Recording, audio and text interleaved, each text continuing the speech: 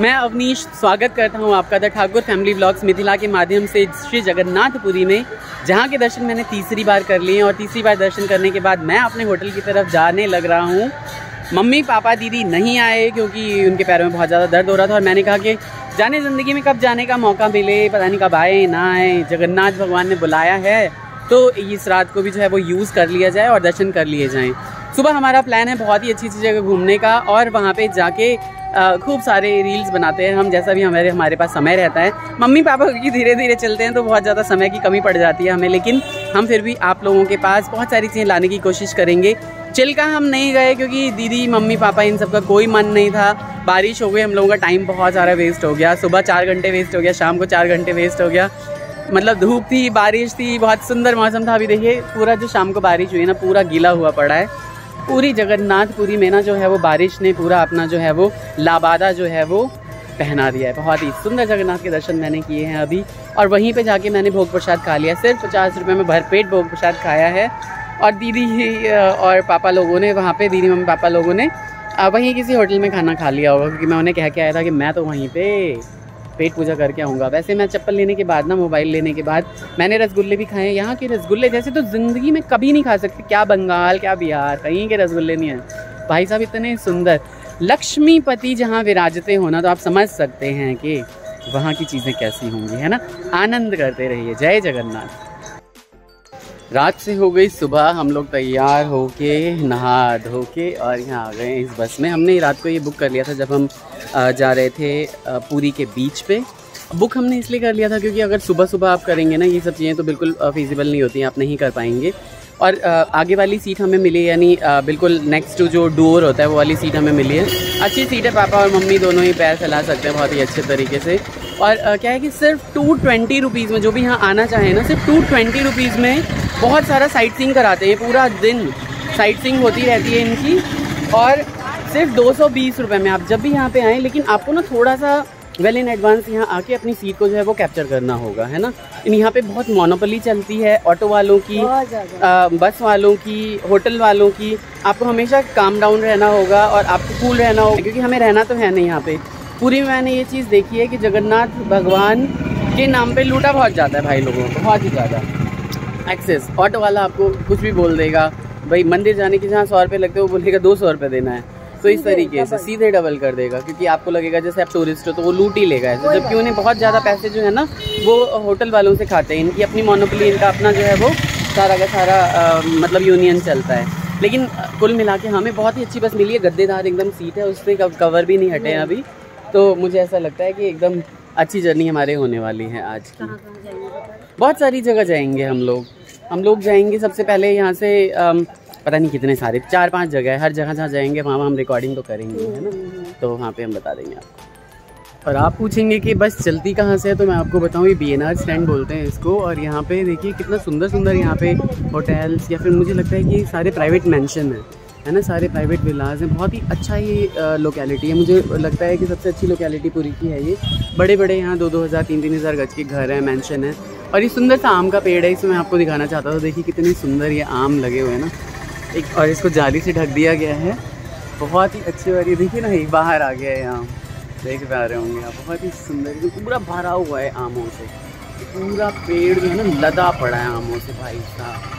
काश इतना बड़ा घर ना हो, इससे चौथाई हो और एक आम का पेड़ उसमें भी हो, मज़ा ही आ जाए सच में। बस देखिए कितनी एकदम लग्जरी है। और यहाँ बैठे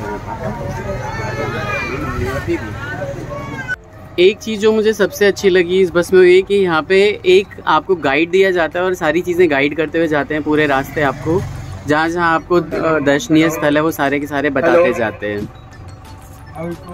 क्यों बोलते हैं भैया आप पवित्र? बोलते हैं उस टाइम राजा महाराजा का शासन था, कोई नियम कानून नहीं था, राजा जो बोलते थे वही होता था।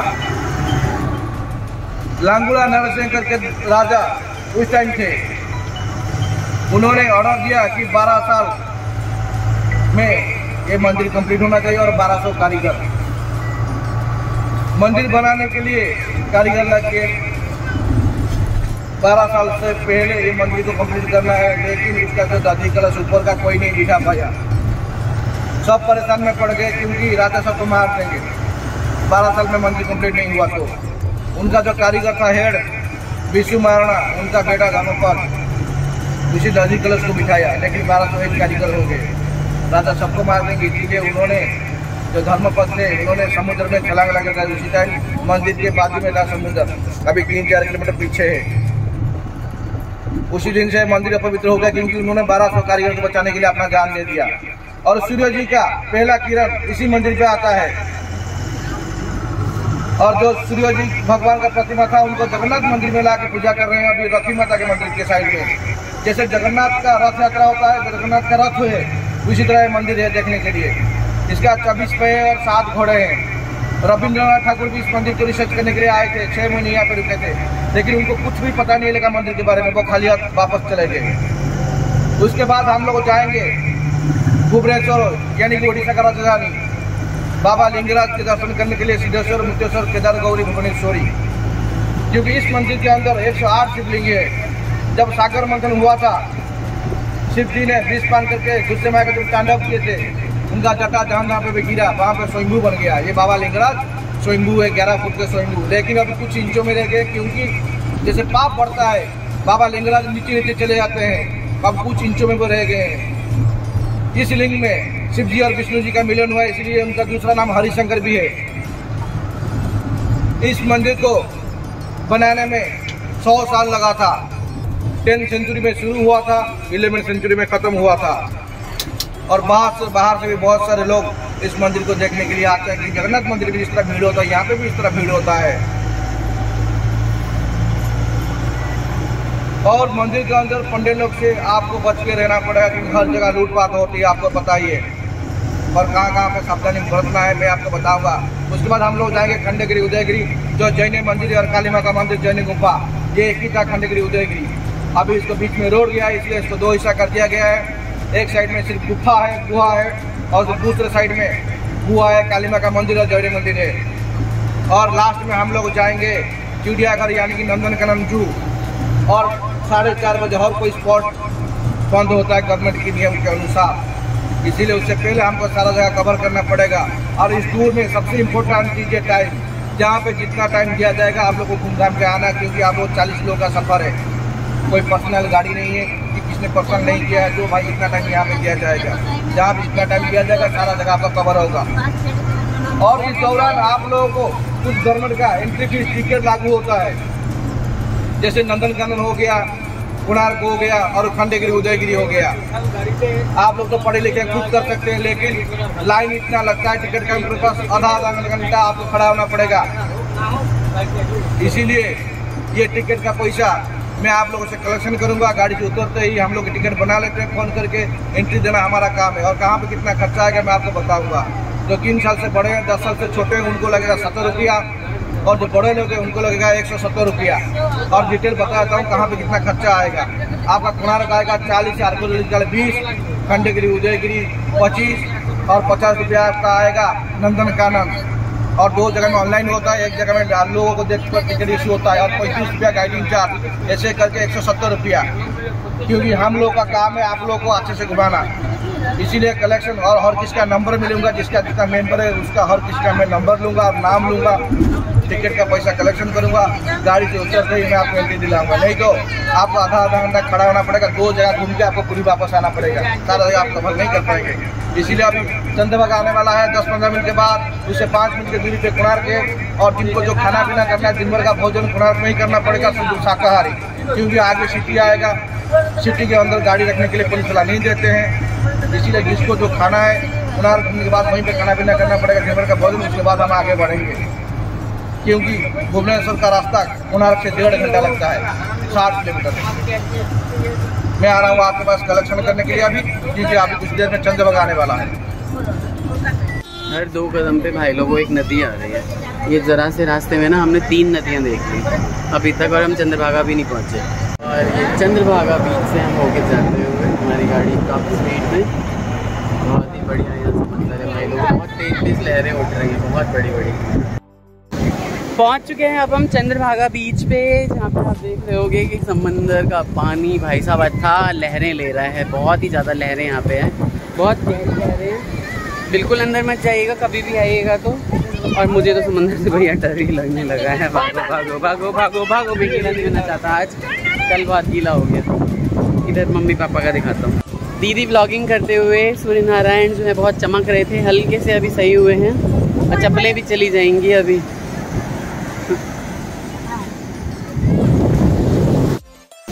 आ गए हम चंद्रभागा बीच पे। सुंदर सा ये बीच, आप भी जरूर आइएगा। पूरे के बिल्कुल पास है भाई।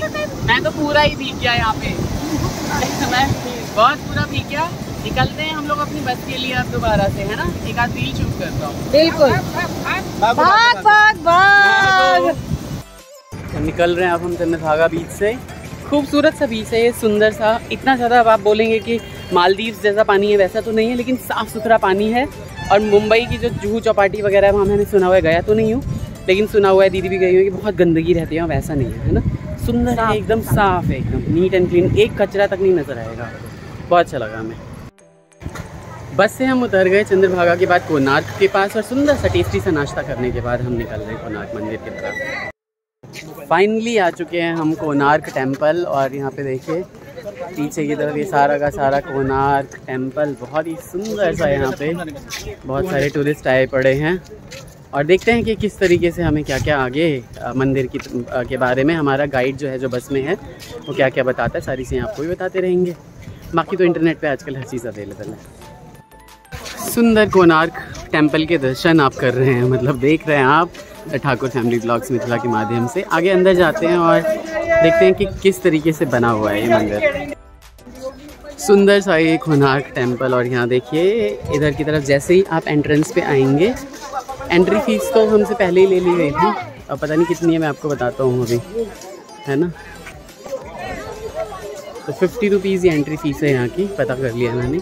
ये यहाँ पे पूरा का पूरा कोणार्क टेम्पल, ये इसको श्रापित नहीं, मतलब अपवित्र माना जाता है, क्योंकि यहाँ पे पूजा नहीं होती है किसी चीज़ की। सन टेम्पल नाम इसलिए रखा है क्योंकि सूर्य की पहली किरण आती है मंदिर में, जहाँ पे जो गर्भगृह होता है ना, वहाँ पे सबसे पहली किरण आती है।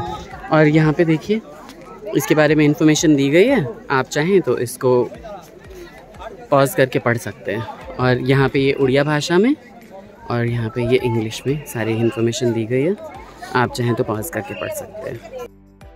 और ये सिंह द्वार बनाया गया है बहुत ही सुंदर सा, और ये उड़ीसा में जितने भी मंदिर हैं ना, वो इसी जो है वो शैली में बने हुए हैं। और इसके अलावा द्रविड़ शैली में भी आपको बहुत सारे मंदिर देखते हैं, तो ये बहुत सारी शैलियों का मिश्रण यहाँ पे आपको मिल जाता है। ये जो जितने भी सिंह हैं यहाँ पे, ये सारे के सारे रिफ्लेक्ट करते हैं इस बात को कि जो भी यहाँ पे राजा राज्य करता था, शासन करता था, उसके राज्य में हर चीज़ ठीक था। लेकिन जब हमने बस में सुनी ये चीज़ें, तो कुछ चीज़ें बहुत ज़्यादा अच्छी नहीं लगी। लेकिन यहाँ मम्मी पापा अपना फ़ोटो वोटो खिंचवाते हुए, और सुंदर यहाँ पे इतनी अच्छी कार्विंग हो रखी है हर जगह। मैं आपको सारी चीज़ें दिखाती हूँ। यहाँ देखिए मम्मी पापा की फ़ोटो खींचते हुए। पापा को बिल्कुल ये देखिए, है ना। कैसा लगा मम्मी मंदिर आके यहाँ पे? अच्छा, मम्मी का हमेशा ही रहता है। बहुत अच्छा सुंदर सा। ये देखिए पूरा मंदिर जो है, ये सारा तोड़ डाला है मुगलों के द्वारा। हाँ देखिए, अगर नहीं कितना भव्य मंदिर होता आज के डेट में, अगर यहाँ पूजा हो रही हो। सुंदर। यहाँ ये सूर्य के हिसाब से चलने वाली जो घड़ी है, यहाँ पे हमने बहुत ही सुंदर सुंदर फ़ोटोज़ क्लिक की हैं। पापा की, मम्मी की, मेरी, काफ़ी सारी अच्छी अच्छी फ़ोटोज़ क्लिक हो रखी हैं। और ये जैसे जैसे सूर्य जाते हैं ना, अभी देखिए जो वो छाया बन रखी है, वो 9:35 की छाया है, और 9:35 ये अभी हो रहे हैं। तो बहुत ही अच्छे से बनाया गया है। मतलब आप ये देखिए कैसे कैलकुलेशन लगाई गई होगी उस टाइम में, जबकि बोला जाता है कि भारत जो है ना, वो ऐसा देश नहीं था कि वो डेवलप था। आप देख सकते हैं कि इन सब चीज़ों से कितने ज्ञानी थे हमारे पूर्वज, और हमारा इतिहास कितना समृद्ध रहा है। बहुत ही विशाल और बहुत ही सुंदर समृद्ध इतिहास रहा है हम सनातनी का। बड़े से विशाल खाए बड़ के पेड़ के नीचे मम्मी पापा आराम से बैठे हुए हैं छाए में, क्योंकि भाई धूप बहुत ज़्यादा आ गई है। कल जो मौसम जैसा हो रखा था उसके ऑपोजिट है मम्मी आज, है ना। बिल्कुल सुंदर सा एक कोणार्क मंदिर, जिसपे बहुत सारी कंट्रोवर्सी है कि यहाँ पे 15 से 17वीं शताब्दी में मुस्लिम आक्रांताओं ने इसको लूटा था, और उसके बाद इसको तोड़ दिया गया था। इसका गोपुरम जो एक समय पे करीब 100 फीट हुआ करता था, 61 फीट के आसपास अब रह गया है। सुंदर ये मंदिर जो अभी भी एकदम विशाल काय मंदिर है और एकदम खड़ा है शान से। वो मूर्तियाँ यहाँ पे तोड़ दी गई हैं। आगे भी आप देखेंगे जो सन है, सन के जो साइन है इन सबको ख़राब कर दिया गया है। पहला जो इसमें सूर्य की किरण पड़ती थी पहली, वो गर्भगृह में पड़ती थी, इसी वजह से इसका नाम जो है वो सन टेम्पल पड़ा था। और बहुत सारी चीज़ें अनक्लियर हैं इस टेम्पल के बारे में, क्योंकि बहुत ज़्यादा इतिहासकार जो है ना इस चीज़ को लेके एक मत नहीं है कि इसको कैसे तोड़ा गया, कैसे बनाया गया, पूजा क्यों नहीं होती है। तो एक किंवदंतियाँ चलती हुई आ रही हैं, लेकिन फिर भी टूटा तो है ही ना, लेकिन फिर भी इतिहास तो कोई समाप्त नहीं कर सका ना हमारा। तो सुंदर सन टेम्पल को हम यहाँ पे छोड़ते हुए, बहुत ही अच्छा, बहुत ही विशाल है, वृहद है, इतना तो आप घूम भी नहीं सकते हो जितना है, क्योंकि हमने जब हम ग्वालियर गए थे तो भी इसी तरह के सन टेम्पल से उनको भी डिमोलिश कर दिया गया था, डिस्ट्रॉय कर दिया गया था, बहुत तोड़ा फोड़ी की गई थी उनमें भी। बहुत ही सुंदर सुंदर चीज़ें, मॉन्यूमेंट्स जो पता नहीं क्यों तोड़ दिए जाते, क्योंकि बना तो सकते नहीं हैं तो तोड़ देते हैं। बहुत ही गंदा लगता है ये सब देख के, इतना सुंदर, इतना भव्य, मतलब बता नहीं सकता मैं आपको, इतना भव्यता है ना इसमें, इतनी कूट कूट के भरी हुई, सुंदर एकदम। कितने लोग आए हुए हैं देखिए सभी। और एक समय ऐसा होता है जब आप यहाँ पे बिना चप्पल के आते और बहुत ही अच्छे से यहाँ पे पूजा हो रही होती, लेकिन वो सब चीज़ें नहीं हो पा रही। इतनी दूर से देखिए क्या जनता चलती हुई आ रही है भाई लोगों, है ना। चल के उसके बाद फिर यहाँ पे मेन गेट पे एंट्री लेके इस गोपुरम को क्रॉस करते ही गोपुरम पूरा तोड़ रखा है, यहाँ पे कुछ भी नहीं बचा। और फिर ऊपर वहाँ पे नीचे उतर के फिर सन टेम्पल के जो दर्शन है, बहुत भव्य बनाया हुआ है, लेकिन तोड़ दिया गया, जैसा कि मैं बार बार बोल रहा हूँ, क्योंकि मुझे बड़ा दुख हो रहा है। इतने मेहनत से बनाई गई चीज़ों को तोड़ दिया गया है, पता नहीं क्यों। सुंदर यहाँ पे देखिए कितनी बारीकी से कर रखा है, उस टाइम पे जब कोई टेक्नोलॉजी नहीं होती थी, अभी भी करना बड़ा मुश्किल है। सन टेम्पल को छोड़ते हुए यहाँ पे बहुत बड़ा दुख हो रहा है, क्योंकि यहाँ टाइम स्पेंड करना चाहता था। और आप कभी भी आएँ तो प्लीज़ अपनी प्राइवेट गाड़ी करके आएँ। मैं तो मम्मी पापा की वजह से हम लोग नहीं आ पाते, क्योंकि क्या होता है ना कि वो घूम पाते नहीं हैं और फिर हमारे पैसे नहीं वसूल हो पाते। तो थोड़ा बहुत देख के हम यहाँ से निकल रहे हैं। सुंदर से यहाँ पे गोपुरम तोड़ डाला है, जो दुख होते हुए मुझे, लेकिन क्या कर सकते हैं, है ना। फिर भी आप लोग अपना ख्याल रखिए। और इस ब्लॉग को मैं यही एंड करूँगा इसलिए क्योंकि ये बहुत ही ज़्यादा लंबा हो जाएगा ब्लॉग, है ना। आगे जो भी मॉन्यूमेंट्स होंगे, जो भी चीज़ें होंगी, वो सारे आपको दूसरे ब्लॉग में दिखाते हैं। तब तक के लिए अपना ख्याल रखिए, ब्लॉग्स को भर भर के प्यार कीजिए, जो नए लोग हैं वो शेयर करिए, सब्सक्राइब करके जाइए, है ना। और मिलते हैं अगले ब्लॉग में, तब तक के लिए take care, bye bye, Radhe Radhe.